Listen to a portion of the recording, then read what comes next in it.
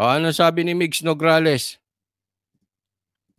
Lumaban, pumalag si Migs Nograles. Sabi niya, eto, I appreciate that you have posted your drug test result, but this is an old test done last August. Ito yung ano niya, kay Pulong. Matagal na daw yung pagpapadrug test ni Pulong. Kaya ito, sinabi niya, matagal na yun, August eh. For the sake of transparency and accountability to the people of Davao City, I'd like to invite you to join me for new drug test tomorrow, October 23. Bali ngayon yan. At 1:30 p.m. at High Precision Laboratory in Bahada, Davao City. Let's do it at the same time and together show the people of Davao City that we are not afraid to prove ourselves and show up. Hope to see you there. Ayan, maganda to. Pinalaga ni Migs Nograles ang hamon ni Pulong Duterte. Yeah, maganda yan. At as of the making, hindi ko alam kung nagpa-drug test na po si Migs Nograles, no? Habang ginagawa tong video. Pero si Pulong Duterte ay nagpa-drug test na at yan po ay binalita ng SMNI. Mamaya po i-discuss natin. Ito po ang babasahin ko. Ang caption ng SMNI. Saglit lang po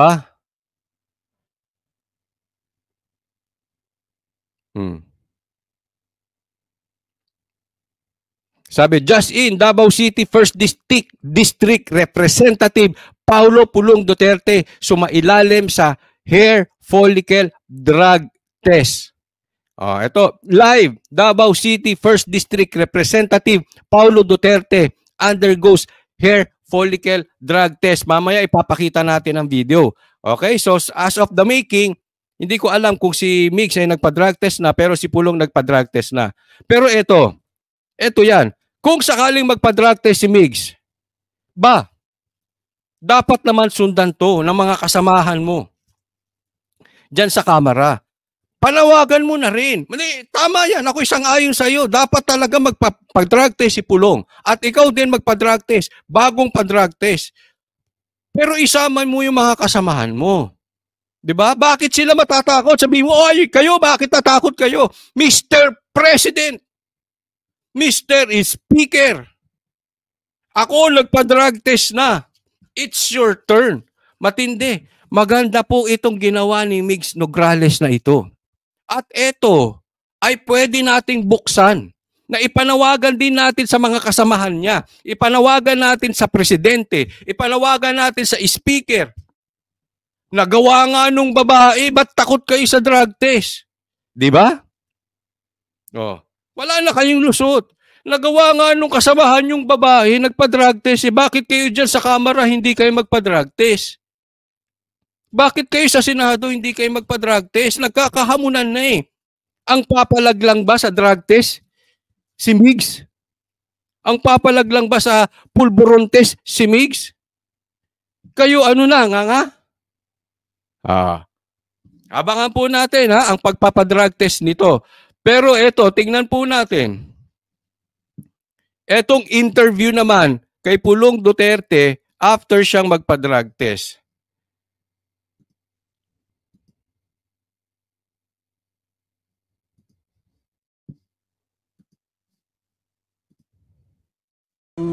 Di naman masama siguro kung magpa-drug test ka, di ba? Totoo. Kaya sama-sama na pa tayo. Isigaw natin ito, kung wala kang tinatago. Pero pag may tinatago ka, syempre, it's up to you, di ba? I completely agree with Pulong Duterte. Kung wala ka namang tinatago, bakit ba napakahirap? Bakit ba ang hirap yung panawagan sa drug test? Bakit ba nililigaw nyo? Bakit nyo ba pinahihirapan pa yung Pilipino? Kung wala ka namang tinatago saglit lang yan, may pera naman kayo. Sigaw kasi natin. Huwag natin tantanan yung drug test na yan. Kung paano mo i-handle yung sarili mo sa harap ng ng constituents mo. But you think, sir, mas better ang leader kung... Siyempre, pag hindi gumagamit ng droga. Ang tanong baka sa di kasi naririnig yung tanong ng reporter, you think much better pag ang leader magpa-drug test? Ang sagot ni Pulong, siyempre kung hindi gumagamit. Siyempre, nasa maayos yung pag-iisip mo. Di ba? Sir, speaking maayos ng pag-isip, sorry for asking you this. Marami kasi mga negative comment kay VP. Psychiatric test daw. Ay, si VP na pong sasagot dyan. Sinagot na niya kahapon, pero Okay. bilang kapatid, bilang kuya, sir, what's your take sa mga ganun? O ayan, kasi speaking of pag-iisip daw, marami bumabati ko sa pag-iisip ngayon ni BP Sara. So ikaw, Pulong, ano masasabi mo dyan sa nangyari, sinasabi nila kay BP? Sabi, si BP na lang ang sasagot. Pero anong masasabi mo tungkol dyan? Comments kay VP, sir. Normal yan. Kami ang kalaban ng administrasyon ngayon.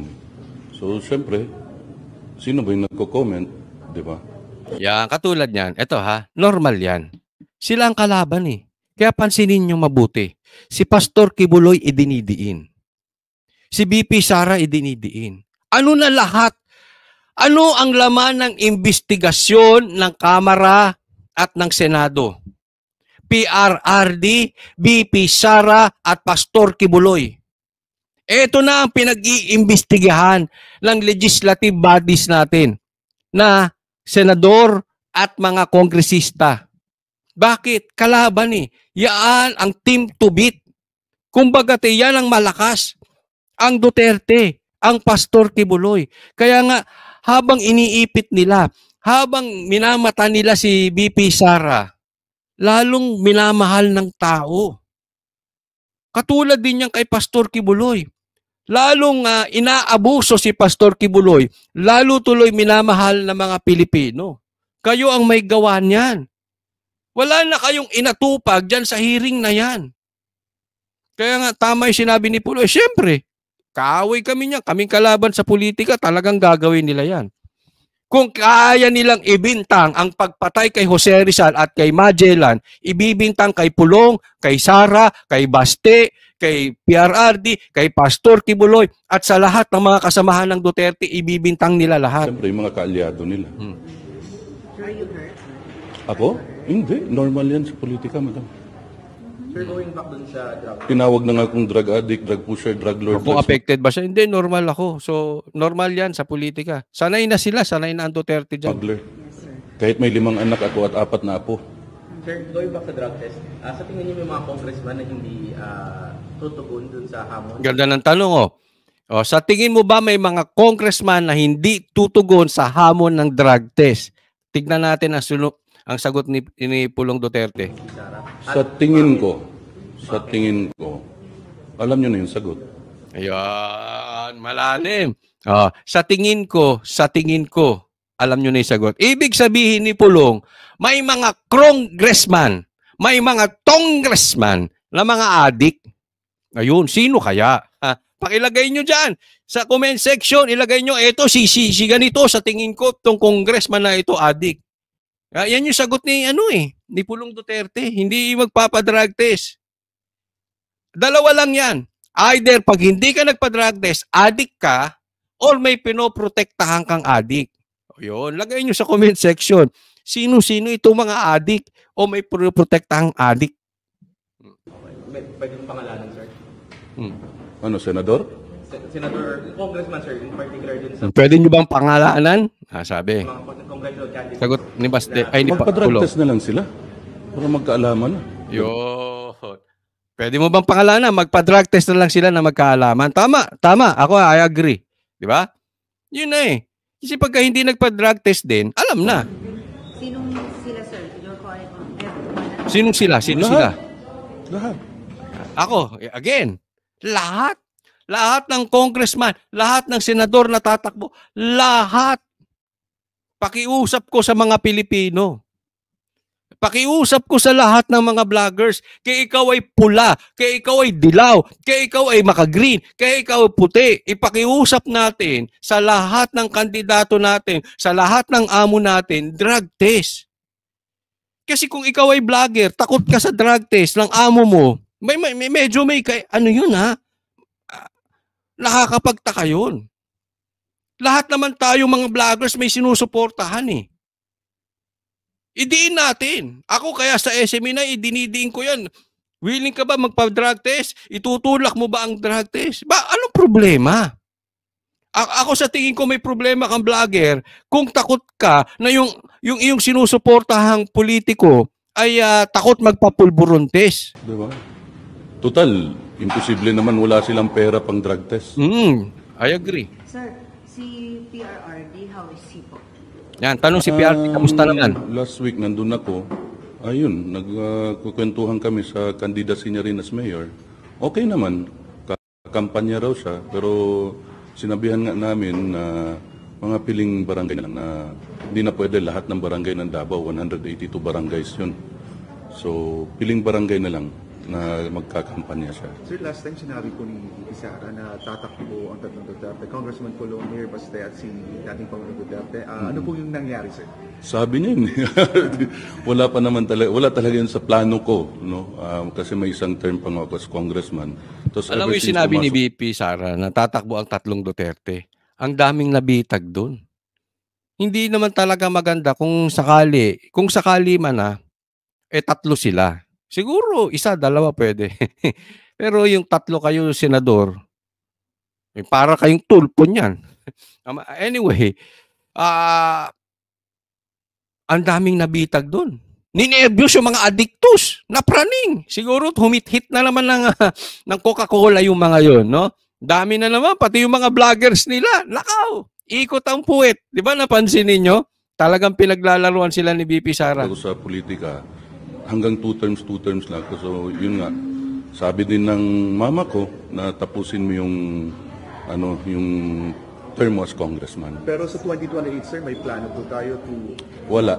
Well, wala siyang plano sa 2028. According to him, at wala siyang So, ito second May term. plano akong mag-retire. mag-retire. So, ito second term pa lang ba ito? Third na po.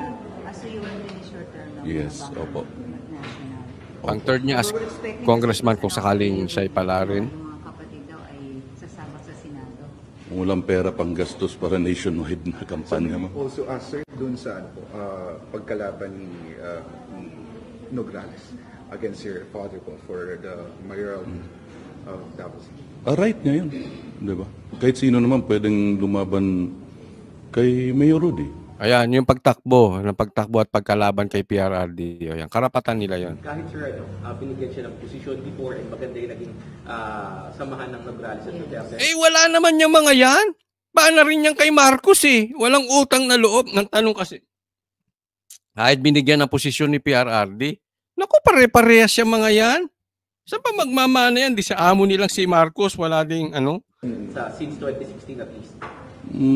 Kung sa akin, hindi maganda samahan namin ng mga Nograles. Kasi yung tatay nila, ginawa kong drug addict sa Davao way back 1992-94. Doon nag-umpisa yung drug addict ako sa tatay nila. Isipin mo pinagbintangan yung anak ni PRRD na si Pulong na drug addict ng mga Nograles. And yet, binigyan pa ng posisyon ni PRRD. Di ba? Ganyan po ang Duterte. Sir, hindi ito first time na maglalaban ng Nograles. Pero kung Pulong, this time I did not consider them as my friends, ma'am. You never did? Yes, tatay ko lang. Okay. Pero this time, Galing, no? Galing nung tatay. Kaya bilib ako kay PRRD. I mean, kaaway nung anak mo, and yet, inabot ni PRRD ang Nograles. lalaban ulit kayo sa local elections. How is it different this time, Congressman Pulong? Wala namang difference. May kalaban naman ako parati pag tumatakbo. Except nung vice mayor at ako. Pero as far as you know, sir, Davao City po is very satisfied pa sa pamamahala po ng mga Duterte. Ang makakasagot niyan yung mga tiga Davao. Pero meron bang bagong gagawin strategy ang mga Duterte ngayon? Or you still... Same lang, ma'am, mga ngampanya. Ngayon sabi ko, wala kaming ayuda. Di gaya sa kanila ngayon. So, tanggapin ng mga tiga Davao yung ayuda. Kanila naman yan. Diba? Sir, speaking of budget, Yan lang naman kasi ang pinagmamalaki ng nitong si Martin Romualdez yung ayuda. So, syempre, mamimigay din ng ayuda to si Nograles. Tanggapin nyo na lang, tanggapin. Pera nyo yan. Tatandaan po natin. Pera nyo yan, binibigay nilang pang-ayuda. Dumaan lang sa kamay nila yan kasi nakasa posisyon. Don't ever think na magaganda ang loob ng mga yan. Pera nyo yan. Tanggapin nyo lang, then huwag nyo iboto. so yung budget, sir, may ano na ba? May natatanggap pa ba kayo? Wala. Zero. Zero budget for Davao City. Ayun pagkaalam ko. Yun ang narinig ko from my colleagues. Sir, the President has signified his intention before to attend sa Quadcom. Mhm. Ikaw bilang pangalan niyang anak, kung bibigyan niyo po ng payo si Presidente, will you even... Sasamahan ko nga sana, ayaw niya eh. Sa Congress? Oo, ayaw niya eh. Okay na umattend sa hearing to si PRRD. Sasamahan nga ni Pulong, ayaw niya. Pero after November 1, nangako si PRRD atin at abangan natin niya. Maybe kasabay yan ng video na inaantay natin. Ha? Tatandaan po natin, may video na ilalabas. Si Martin naman ang laman. Yan po ang sinabi ni Sas kahapon sa SMNI. So you did not encourage him not to join, ay not to go? Ay, hindi naman. Bakit naman? So kahit sa Senate, sir? Ewan ko sa mga kapatid ko pero hindi namin napag-usapan na i-ano ko siya na huwag pumunta. Sinabi ko pa nga, samahan ko siya, tapos ayaw niya. So may we know why? Na? Bakit okay lang sa inyo mag-attend sa Presidente sa Quadcom? Bakit naman hindi? Di ba? Ano bang masama kung pumunta siya dun? Sir, pero ano reaction nila yung Quadcom na patuloy na iniimbestigahan yung supposed drug war reward system dun sa tatay? Gusto niyo malaman kung magkano sila per hearing? Yon. Matindi. Ang tanong, bakit? Ulitin natin na bakit? Nakafocus ang mga hearing nito sa Duterte. Yung supposed drug war reward. Diba? Ano bang masama kung pumunta siya dun? Ulitin, pakinggan nyo mabuti, ha? Reaction nila yung Quadcom na patuloy na iniimbestigahan yung supposed drug war. Quadcom, laging iniimbestigahan ang war on drugs. War reward system dun sa tatay. Bakit dun sila nakafocus? Gusto niyo malaman kung magkano sila per hearing? Yon. Kayo ba, ha? Ito ay tanong ko sa inyo. Kayo ba yung naniniwala na tatahol lang yan ng tatahol nang walang natatanggap na bayad? Gaya nga ng sabi ni Pulong di ba? Di ba? So kayo sumagot. Sa mga manunood natin, tayo nagtatanong lang, huwag kayong magagalit, ha? Kasi kayo, etong mga nasa kamera, kinukulong nyo pag nagtatanong, katulad ni Ka Eric. Di ba? So tinatanong ko, tatanungin nyo ba? Sino tinatanong ko yung mga manunood? Gusto nyo malaman magkano bayad? Kayo ba alam nyo? Bayad. Sa tingin nyo, magkano ang bayad? Kung meron man. Yung sinasabi ni Pulong Duterte. Kasi parang imposible naman na tahol lang sila ng tahol. Di ba? Parang sinisira na nila yung karir nila. Na parang pinapakita nila sa tao, kaya lang kami binoto para tumahol sa mga Duterte. Para sinisira nila yung pangalan nila nang walang kapalit. Ewan ko, sa akin malabo. Ewan ko, tingin ninyo. Bayad ba itong mga kada hearing, ha? Kada hearing. Magkano? Go. Wag na, joke lang yan. Sir, tsaka lahat ng hearing yan from Senate to sa House, lahat. Bayad yan. Ay, bayad. Ay, bayad yan. Ay, bayad yan. Lahat ng hearing sa Senate at saka sa House, ay, bayad yan. Per hearing. Ulitin natin, diinin natin. Bayad per hearing? Pulong Duterte? Matanong kita. At mga manunood natin. Lahat directed, sir, na Duterte. Anong masabi sa ganitong sitwasyon yun, sir? Parang balag mong kayo ngayon, sir. Siguro yun yung definition ng trabaho nila. To investigate the Dutertes. Yan siguro na ang mandato sa kanila. So okay lang. Sir, may I go back to your father? Kumusta ang health concern ngayon? Okay naman, natutulog, malakas kumain, kahit sasabihan na namin na dahan-dahan.